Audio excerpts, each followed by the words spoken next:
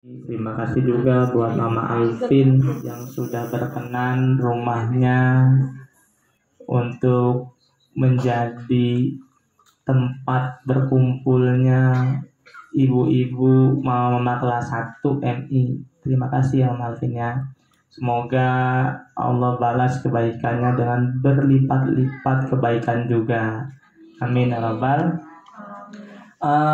Sebelumnya saya kenalan dulu. Saya nggak usah pakai mic, suara kedengeran ya? Coba. Nama saya Muhammad Rici. Nah, saya ada di MI itu sebagai pembantu umum. Ya, pembantu umum dari MI, RA, DTA, TPQ, semua saya yang handle juga. Nggak bisa full ngajar, tapi insya Allah bisa sama-sama bareng-bareng di yayasan. Nah, pada hari ini pengen ketemu, pengen sedikit ngobrol-ngobrol ringan, ngobrol belajar.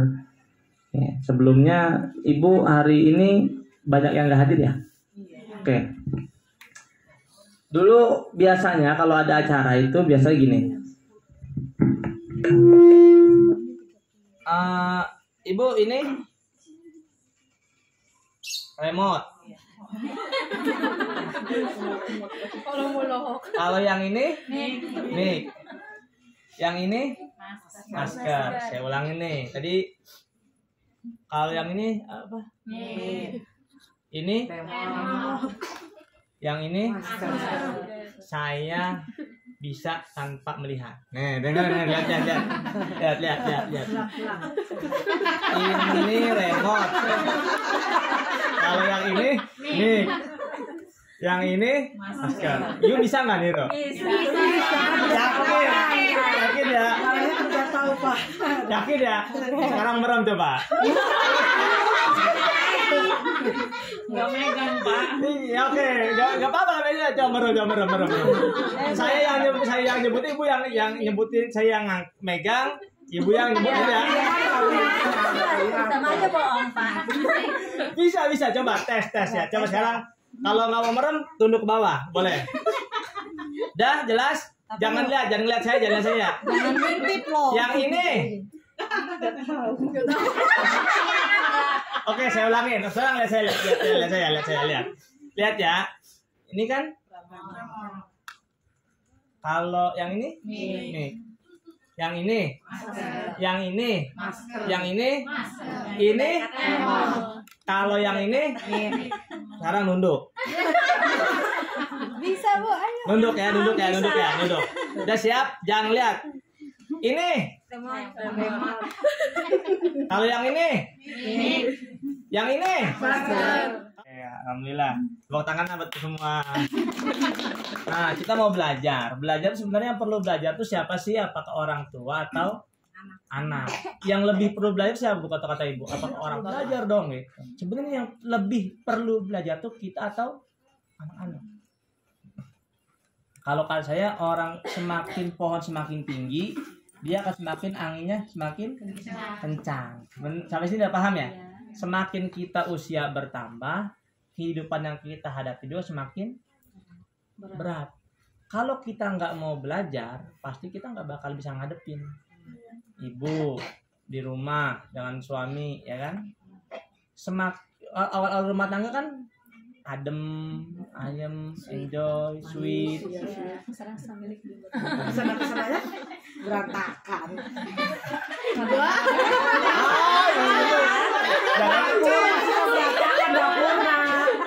Ini mah gitu ya. Makin kemari semakin butuh ilmunya gitu kan. Makanya kita sebagai orang tua harus tetap belajar sebagaimanapun keadaannya. Kadang kita nggak mau belajar. Anak kita pulang sekolah, ya kan? Udah gitu anak cerita. Saya tadi sekolah itu habis belajar gimana? Ngadepin kepala sekolah bagaimana? Ngadepin anak karena nggak semua sama. Ngadepin suami sama ngadepin anak beda, gitu kan ya? Kalau ngadepin suami ya tahulah caranya bagaimana, ya. Ih, jangan ketawa, Bu. Kalau ngadepin anak juga tahu. Karena semakin bertambah usia, semakin bertambah umur, hausnya mungkin semakin dewasa. Emang sebenarnya perbedaannya apa, Bu, antara dewasa dengan tua? Tua belum tentu dewasa. Tua belum tentu dewasa. Kalau dewasa? Hah?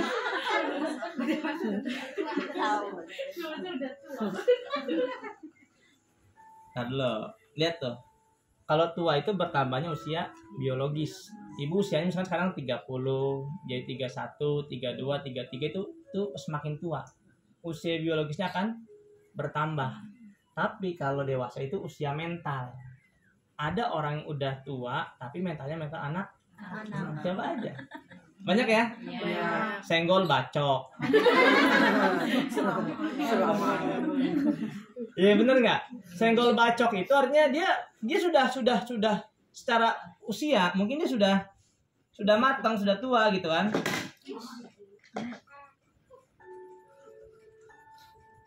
Sudah tua tapi ketika senggol dikit emosi, tidak bisa mengendalikan emosi. Padahal Rasul bilang orang kuat itu bukan orang yang menang dalam bergulat. Orang kuat itu adalah orang yang bisa mengendalikan diri ketika marah, emosi, benar. Ternyata masih banyak orang tua yang masih kanak-kanakan. Tuh kan? Marahnya orang yang tua itu cenderung melampiaskan emosi. Ingin, "Mah, aku ada PR. Ngerti nggak sih mama lagi masak?" Saya itu. Gitu ya. Itu kan secara usia udah tua, tapi dia nggak bisa Menahan kontrol ya. nggak bisa menahan kontrol. Bener ya? Iya, betul. Anak kita tuh butuh perhatian. Kalau kitanya belum bisa dewasa, nggak bakal bisa. Ya cuman modal usia doang, makin bertambah 20, 30, tapi kita nggak bisa. Kita pulang kerja, ada orang tua yang kerja, ibu yang kerja, anak itu nggak pengen tahu apa kesibukan orang tua di luar, nggak pengen tahu. Yang dia tahu ketika orang tua datang, dia pengen menumpahkan rasanya sama orang tua. "Pak, Mak, aku tadi di sekolah habis begini. Papa capek tahu nggak?" Nah, kita kan itu kan terbiasa kita bawa ya. Nah, hal yang seperti itu tuh menandakan kita belum bisa dewasa. Padahal ini titipan Allah. Asli, anak titipan Allah. Allah kasih buat kita. Jadi caranya bagaimana biar bisa dewasa itu harus terus belajar dan terus belajar. Jangan cuma anaknya doang, terus belajar. Kita ngobrol-ngobrol singkat ya, Bu ya. Terus ada lagi namanya kita harus memutus rantai kekerasan keluarga. Kita saat jadi anak pernah dikerasin, saat jadi orang tua kita harus ngerasin ke anak kita kayak gitu lagi.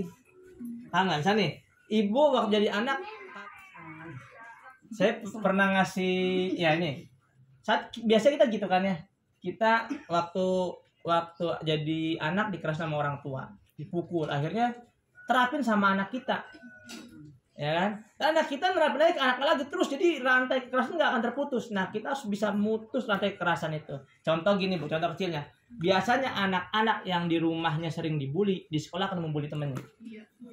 Benar ya?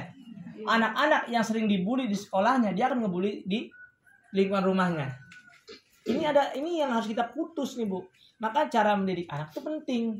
Pentingnya jangan sampai kita timbang salah sedikit pukul. Dikit pukul, jangan.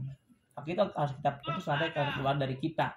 Karena anaknya adalah titipan. Kalau kita kan doanya Robbi habli minas ya Allah, karuniakanlah hamba anak yang soleh. Kalau kita masih pakai kekerasan, kayaknya nggak bakal dapet soleh. Lagi, Bu, bagaimana cara memberikan contoh terbaik? Kenapa? Karena satu teladan itu lebih baik daripada 1000 nasihat. Ibu ngoceh sampai besok sampai sampai berbusa. Kalau anak, kalau kita nggak ngasih contoh nggak bisa. Nah, ya mah, sholat dulu ke sana ke masjid. Anaknya berangkat ke masjid, Bu. Emang dihitung. Yes. Coba. Nah, pergi ngaji. Iya mah. Di pergi ngaji tutup pintu, remote dipegang.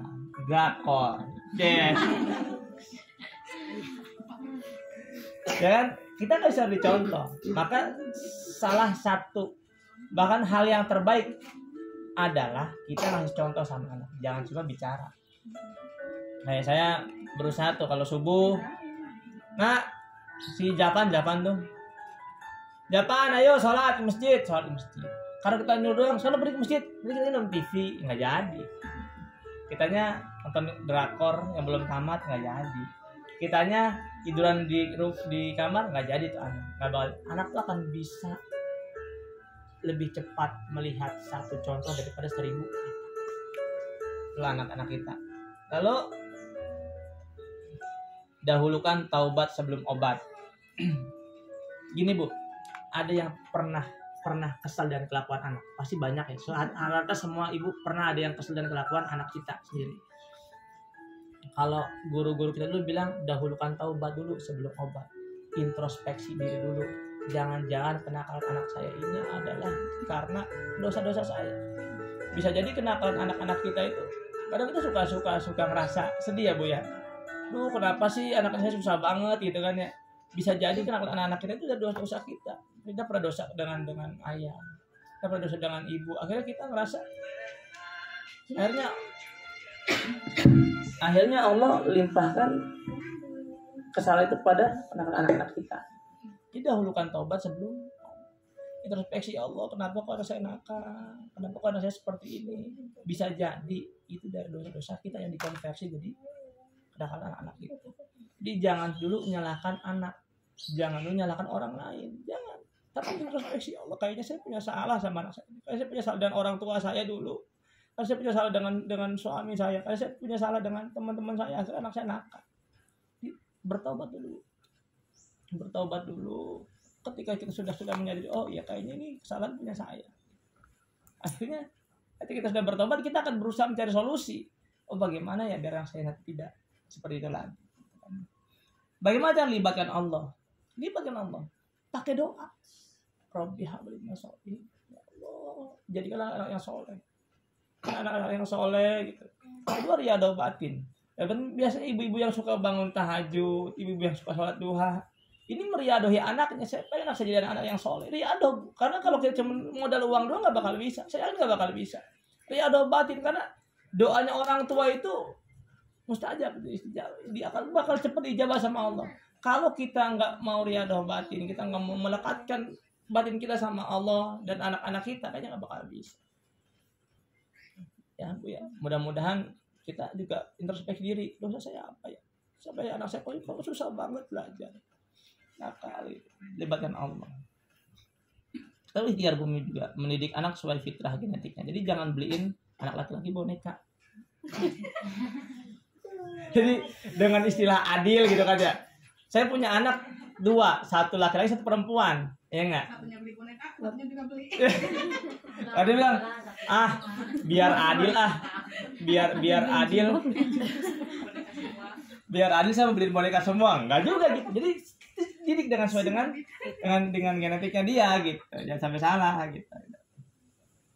Nah, kenapa? Karena kondisi saat ini itu anak itu 20% itu genetik, 80% lingkungan yang ngebentuk karakter anak ya. Anak-anak tuh gitu. Genetik 20% doang, 80% lingkungan. Kalau kata Nabi Muhammad bilang setiap bayi yang lahir itu fitrah, kayak kertas putih, ya. Kayak kertas putih dia fitrah. Nah, lingkungannya yang buat dia. Kenapa anak kita suka mukul? Kayaknya suka ngelihat temannya mukul. Kenapa anak kita kok perasaan kemarin nggak pernah ngomong bahasa kasar? Oh sekarang bahasa kasar, lingkungannya. Itu berpengaruh. Maka lingkungan yang terbaik adalah di rumah pertama nih. Ibu suka nggak meluk anak ketika mau berangkat sekolah? Ya, dipeluk. Nah, karena membuktikan pelukan orang tua terhadap anak itu bisa meningkatkan kecerdasan emosional dia. Buktikan, dia akan lebih ketika temen yang ledek, masa bodoh lah, akan lebih bisa mengelola emosinya dia. Buktikan tuh, pasti bisa. Nanti besok anak berangkat jangan salin, duit langsung berangkat gitu, jangan. Meluknya bapaknya, diusap palanya, jangan usap pala bapaknya doang. Bapaknya mah diusap palanya seneng banget ya. Ya, Bu, ya. Nah, jika anak dibesarkan dengan celaan, Bu, dia belajar maki. Kalau ibu biasa mencela anak, dia akan maki nantinya. Mengutuk dia. Dasar lu anak nakal, dia akan sering mengutuk. Lihat aja. Tapi kalau anak dibesarkan dengan permusuhan, dia belajar berkelahi. Jadi kayak musuhan mulu sama anak, dia akan belajar berkelahi. Jika anak dibesarkan dengan cemoohan, dia belajar rendah diri. Tahu rendah diri nggak? Dasar anak bodoh, kamu gitu aja nggak bisa. Itu dia akan rendah diri, akan minder. Saya bisa nggak ya? Jika anak dibesarkan dengan penghinaan, dia belajar menyesali diri. Dia akan menyesal terus. Jika anak dibesarkan dengan toleransi, ia belajar menahan diri. Jika anak dibesarkan dengan dorongan, ia belajar, ayo nak, kamu pasti bisa, nak, kamu bisa. Kita tahu anak kita memang, wah, nilai rendah, tapi kita dusuk, nak, kamu pasti bisa, nak, bisa. Dia akan percaya diri, Bu, percayalah. Seperti apapun kemampuan anak kita, kalau kita dorong terus, dia akan percaya diri, akan pede. Jika anak dibesarkan dengan pujian, ia belajar menghargai. Jika anak dibesarkan dengan sebaik-baiknya perlakuan, ia belajar keadilan. Jika anak dibesarkan dengan rasa aman, ia belajar menaruh kepercayaan. Kalau dikasih dukungan, dia menyenangi dirinya. Jika diberi dengan kasih sayang dan persahabatan, ia belajar menemukan cinta dan kehidupan. Ibu sesekali yang cantik, yang tampan, yang soleh, yang soleha. Terima kasih ya Allah. Terima kasih Engkau berikan anak-anak yang pandai, yang pintar. Terima kasih juga ya Allah, Engkau telah menitipkan keluarga-keluarga yang baik ini pada aku ya Allah. Coba pandang, tatap wajah anaknya. Bayangin anaknya sekarang ada di hadapan ibu. Pandangin anaknya. Ingat lagi betapa kita selama ini sering lalai.